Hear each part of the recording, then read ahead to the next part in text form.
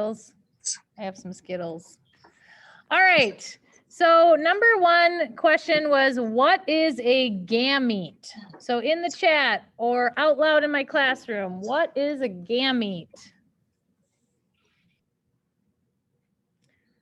What did you guys write down? Yes, Bryson, Amir, Lily, awesome. These are sex cells, such as sperm, if you're a male, or eggs, if you're a female.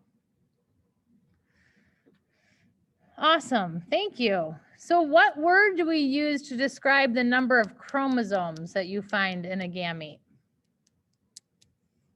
So this is another one of your vocab words from yesterday. Half is not the word, but it is half. Yes, we use the word haploid. Haploid.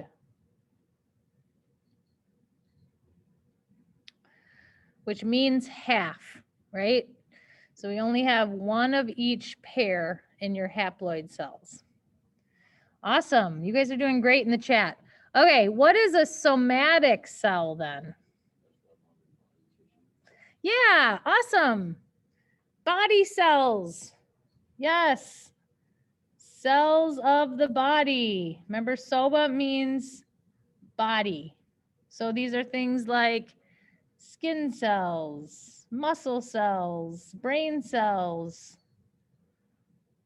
etc., etc. And what word do we use to describe the chromosome number that you find in a somatic cell? Diploid. Awesome. You guys are doing great. So diploid means you have two for each chromosome pair, and those are found in your somatic cells. All right. So what is a human's diploid number then? How many chromosomes do we have in our body cells? Bryson, that's not enough. Hannah, Bryson, now you got it. 46. Yep. Quentin, Casper, Charlie, awesome. 46. So we have 46 chromosomes in each of our diploid somatic cells. What is our haploid number? 23. Yep. It's half, right? Awesome. So then how many chromosomes did you get from your mom? 23. And then how many did we get from our dad? 23, right? This is a very simple math equation. You get 23 from mom, 23 from dad. They come together to make you, and you're 46. By the way, that's why that genetics test that's out there is called 23andMe, because it has to do with the haploid number, right? All right, so if you have not done yesterday's homework yet, this is due today. So make sure that you're working on this and turning this into myself, Mr. Austin, or Mr. Monzon. This should take you 5 minutes. It really was a not too challenging of a homework assignment. So just make sure that you get that done for today by midnight tonight. That's when it's due. All right. We do have some vocab words to go over, but I'm gonna start us off here on page 7, and we're gonna watch a quick video and then go over some rules of genetics that were discovered by a man named Gregor Mendel, who is considered the father of genetics. He was the one who discovered the rules that we still teach today, that he learned in his garden. So we're gonna watch this quick video here. And hopefully securely lets me in.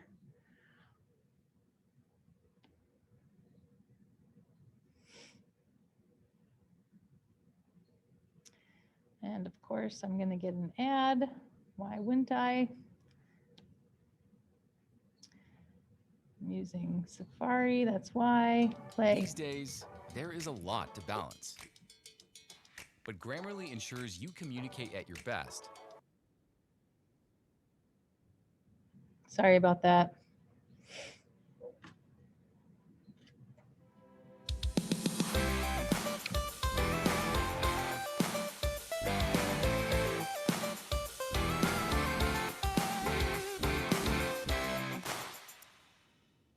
Between 1856 and 1863, Gregor Mendel, an Austrian monk, grew and studied peas.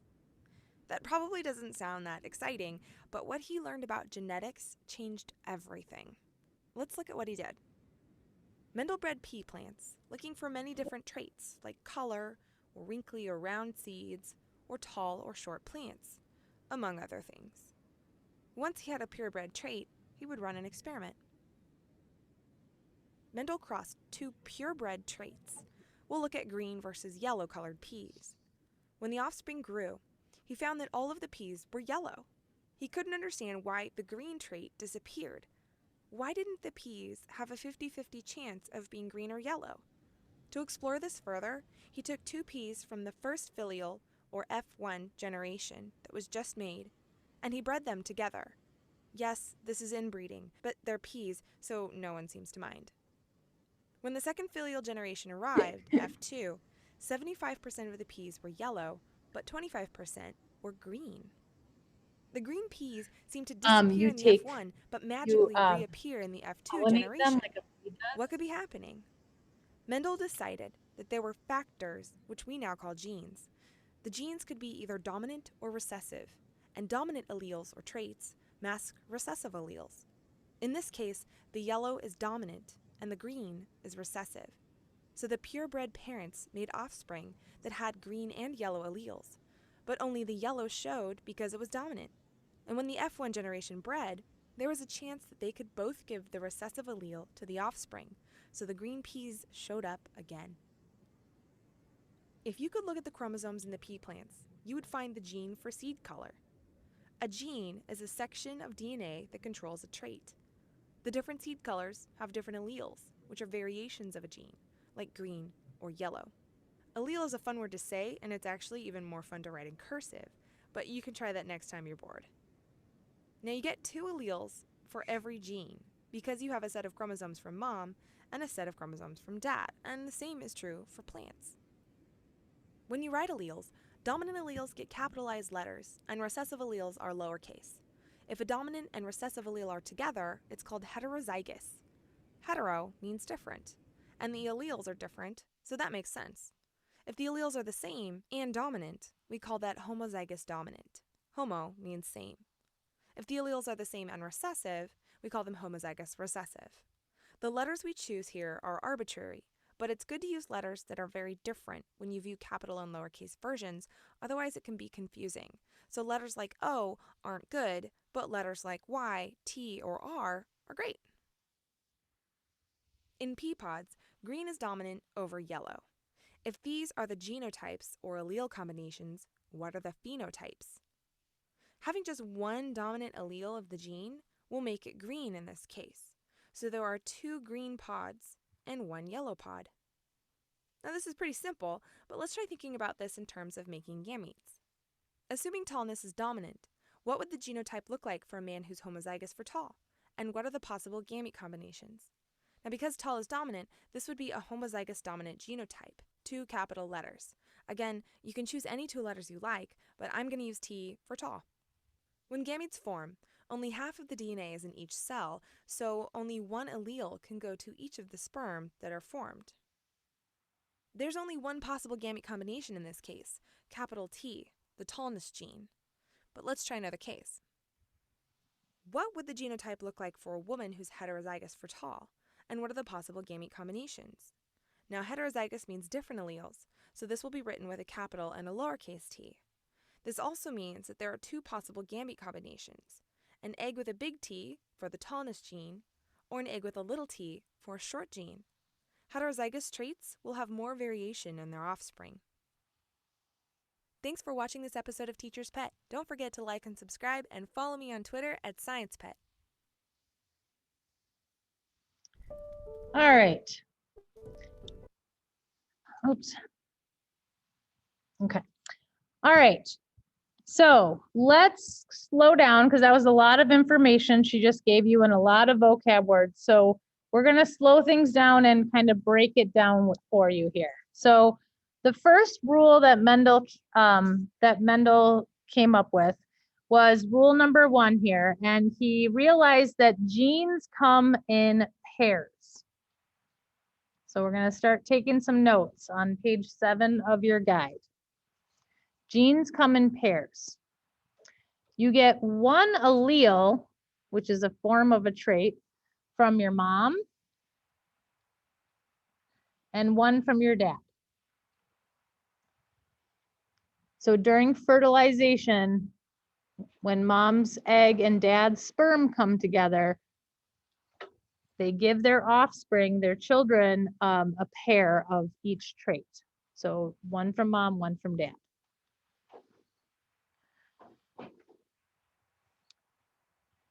All right, now, not all alleles are the same.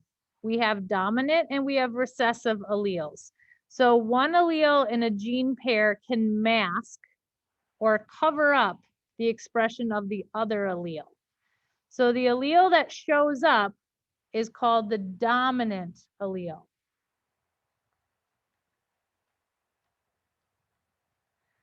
The dominant allele. And the one that's hidden is called the recessive allele.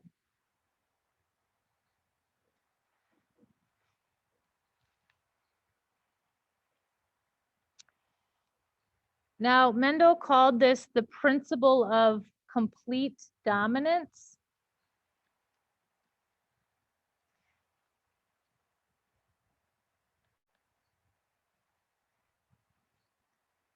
And he found that when he crossed a green and a yellow pea, all the peas that came out of it were yellow. And he was like, what happened to the green one? And he was the one that realized the green color was recessive and it was being dominated by the yellow.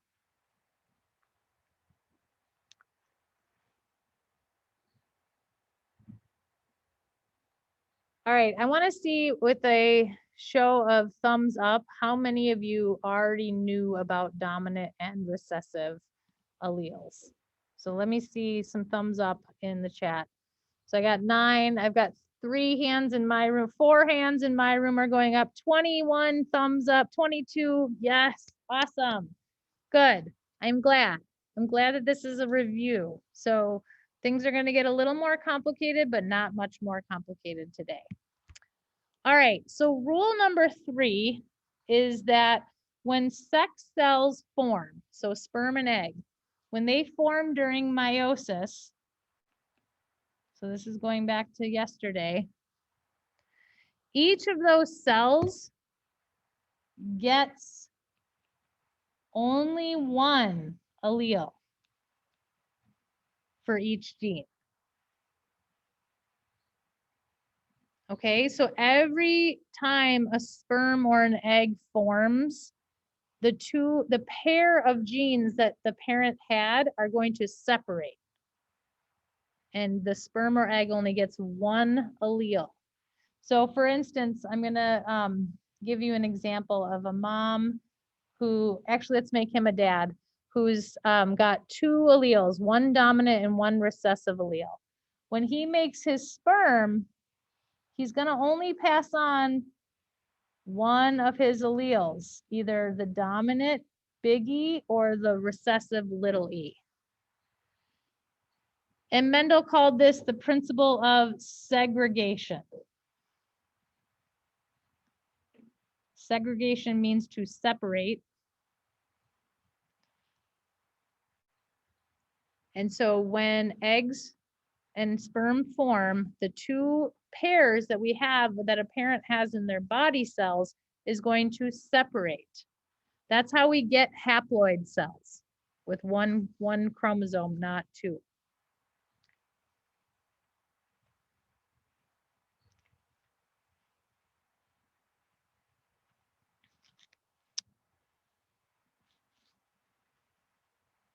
All right. Now, we have a vocab word here, genotype. So in genetics, we use capital letters to represent dominant alleles.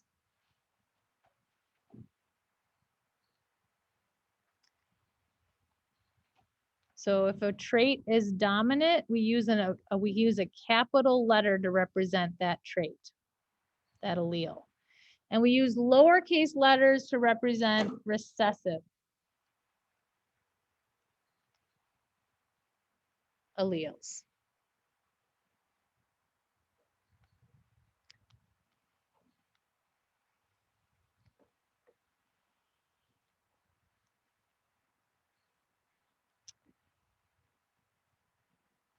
Okay, so if an individual has two of the same alleles, so the prefix we use in science for same is homo. And you've probably seen that prefix before. Oftentimes people think of homosexual, same, homo means same, the prefix homo means same. So we call this individual homozygous. And zygous is referring to, remember yesterday, the zygote that was made when the sperm and egg came together? So zygous is referring to that zygote. So if you're homozygous, you have two of the same alleles for a trait. So you can either have two recessive alleles, and I'm going to use little e as my example, because I'm using e's here, or you can be homozygous dominant and have two uppercase alleles.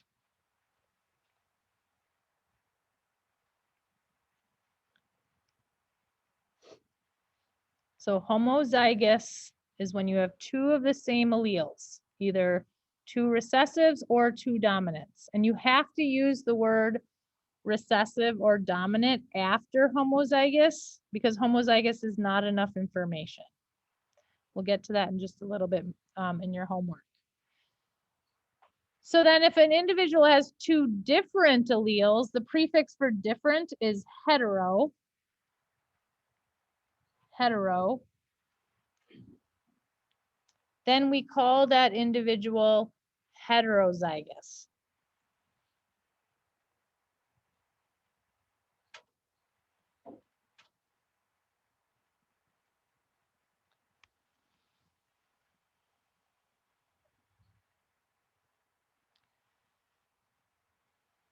Homozygous and heterozygous are how we describe the alleles that an individual has, which is also called their genotype.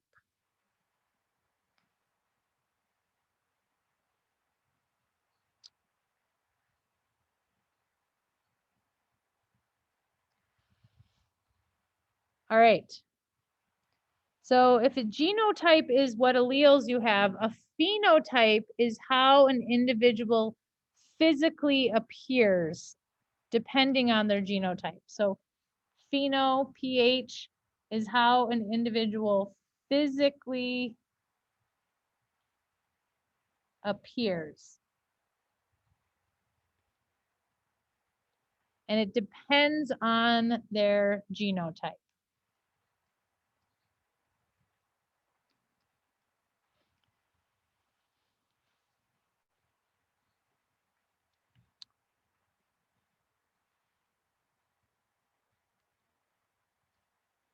So for genotype, we just use two letters. For phenotype, we use full words that describe what something looks like.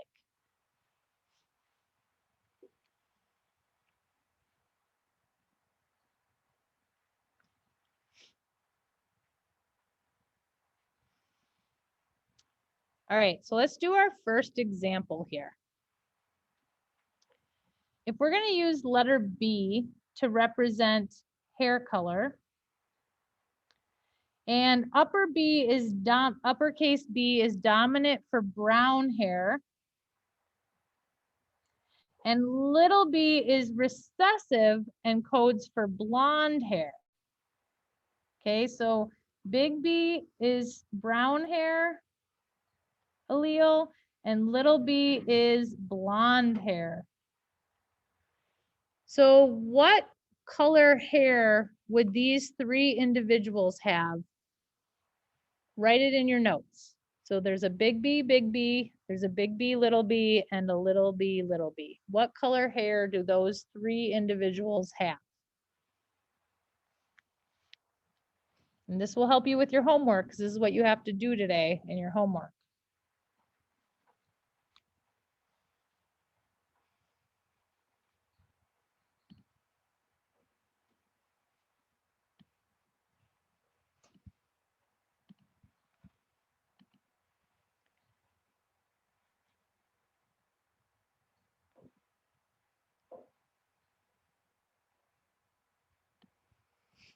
All right. What color hair does big B have? Brown. Awesome. And people in my class are saying it. I'm seeing it in the chat. Big B would have brown hair. So this is the phenotype. When we write brown hair, that's phenotype. Big B is the genotype. Okay. What about big B, little b? What color hair would that one have?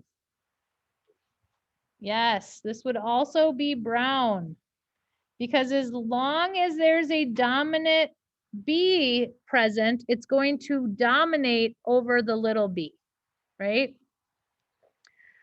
How about little b? Awesome, Sage. Yes, Hannah. Yes, Jack. They would all be blonde. Little b would be blonde. So the only way to see the recessive trait in this case is to have two little b's, and that would be the blonde hair. All right, so maybe some of you are at this point ready to just go on and do your homework, okay? If you are in that boat and you're like, I'm good, Miss Klepper, I'm ready to do my homework, you can do that right now. I am going to go through some of these vocab words for people that feel like they could use that help and get a little bit more, a few more notes on vocab.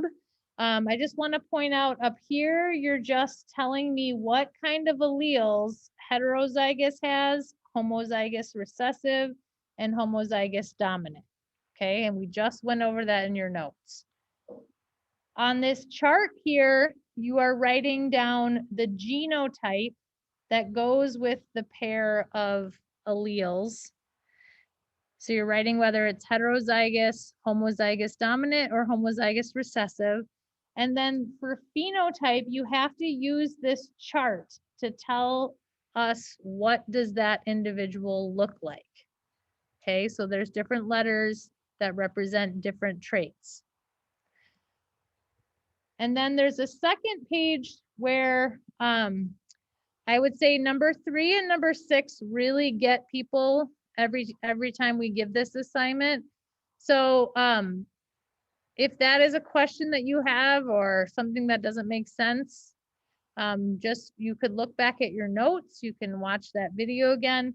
But what 3 and 6 are asking is what alleles can this father up here pass on to his offspring if he is homozygous recessive? Okay, and then what alleles can this mom pass on if she's heterozygous? So when they're passing them on, what alleles could be in their sperm for dad and what alleles could be in their sperm for the mother. Okay, so those questions get people tripped up every time we assign this. So that's what it means. And you could look up here in this illustration of the principle of segregation. All right. If people want to start their homework, you can. For those of you who are like, I need a little bit more help, I want to go through these vocab boxes here with you. And we're going to start with a vocab word that was left on page 4, alleles. Okay, so I'm going to stop sharing here. It's kind of a choose your own adventure at this point. You can go on and do your homework, or you can stay with me and go through some vocab notes. But if you have questions on homework, I won't be able to answer them while I'm going through these. So you might have to ask Mr. Austin or Mr. Monzon. Hey, Miss Klepper, Okay. Yes. how about this? I've created 3 breakout rooms, one for you, one for Mr. Austin, and one for me. If you want to continue to go over vocabulary, do you want to do that in your room? And then your students can join you there if they want to work silently. Do it here in the main. Can I do it here in the main room, and then people that want to work silently go to a breakout room?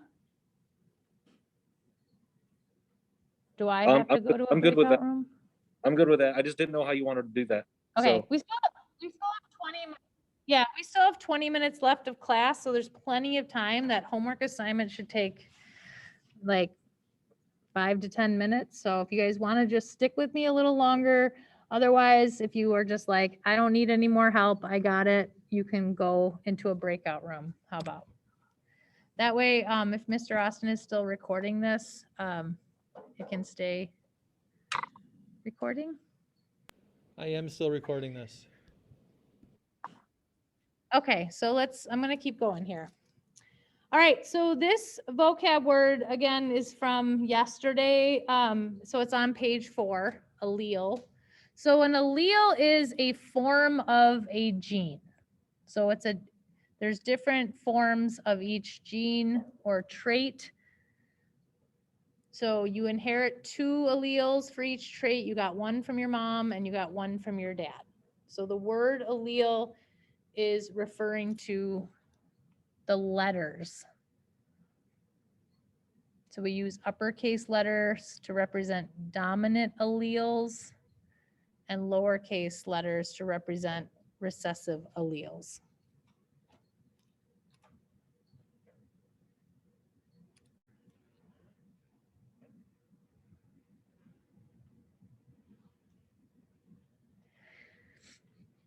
And if you don't have to write everything on this slide, if you wanted just to write this little definition. And then I have, if you're big B, it's homozygous dominant, little b, homozygous recessive, and then big B, little b is heterozygous.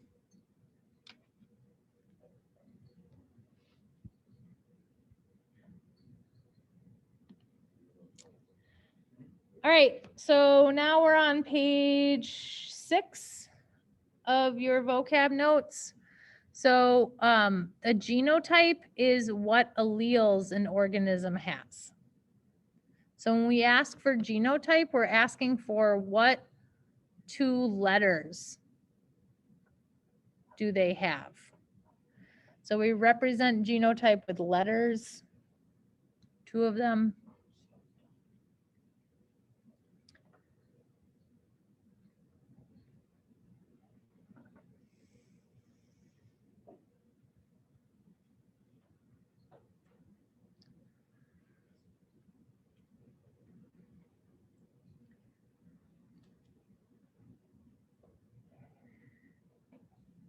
Starting tomorrow, you're going to need to understand what homozygous dominant, heterozygous, and homozygous recessive means, because you're going to have to write it down.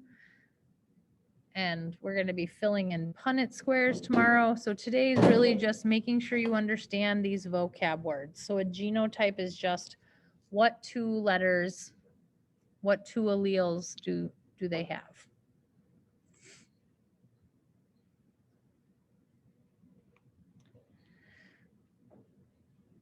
All right. Phenotype is what an organism actually looks like. So we use words, English words, to describe what they look like.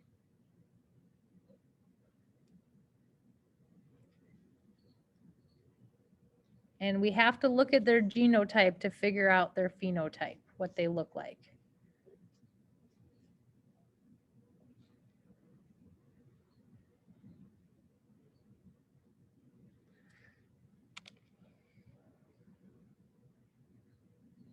So the example here on my slide, I would say purple, purple, white. Those are phenotypes based on the genotypes that are listed here.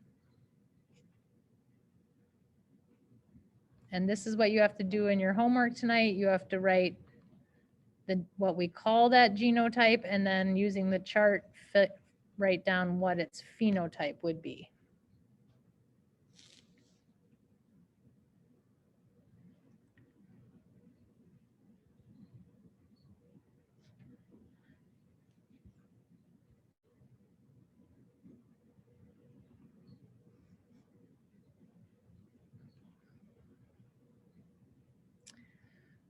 All right, next up is dominant. And in this case, I'm gonna make sure that we understand this is complete dominant. That's when an allele completely overpowers a recessive allele when it's present. Because I'm saying complete dominant here because there's other types of dominance we're gonna learn later.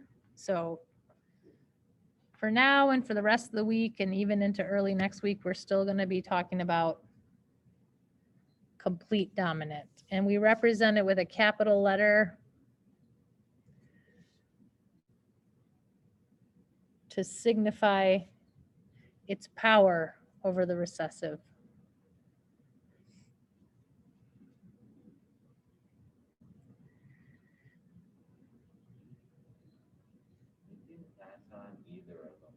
Yep, either or. Yep. So if you're heterozygous. Yeah, like if you have one dominant, one recessive, you can give either of them. Yeah, and it's seriously just the same as flipping a coin for which one you're going to get.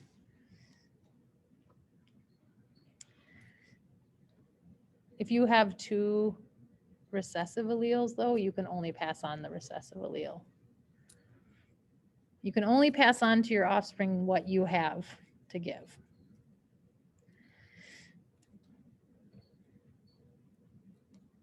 All right, so in this example on the screen, big B is representing brown eyes, little b is representing blue eyes. So an individual who is heterozygous, big B, little b, has brown eyes because of the dominance. All right, recessive is the other type of allele. This is the one that gets covered up when there's a dominant allele present. And you need to have two recessive alleles for this trait to be seen.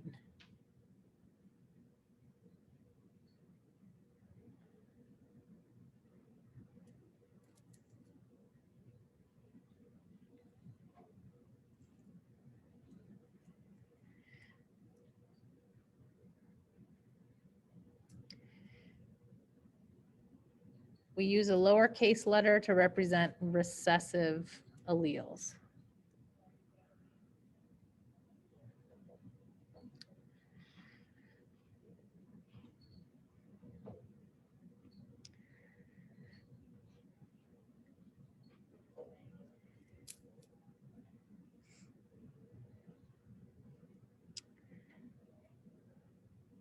In my example on this slide, mom and dad and mom, both have brown eyes, but they have a chance of having a child with blue eyes. If they give their recessive alleles, they might have a blue-eyed baby.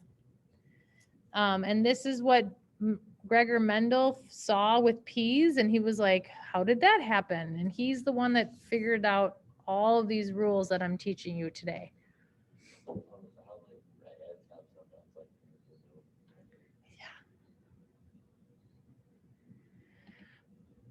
All right, so we have two more words, homozygous and heterozygous. So again, homozygous there's two different ways to be homozygous. You're either homozygous dominant and you have two uppercase alleles.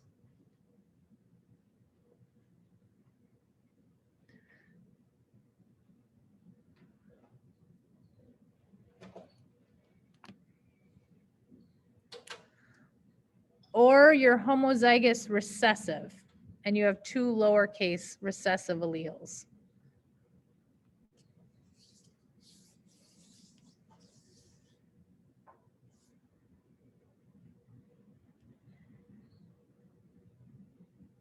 Homozygous dominant is going to show the dominant trait. Homozygous recessive will show the recessive trait.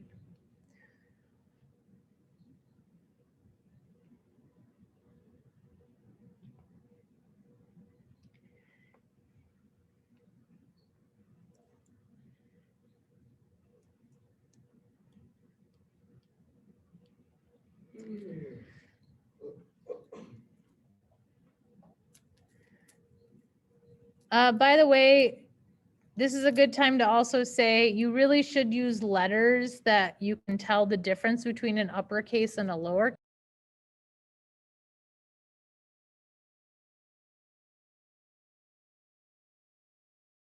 Don't look any different when they're in their uppercase form and their lowercase form.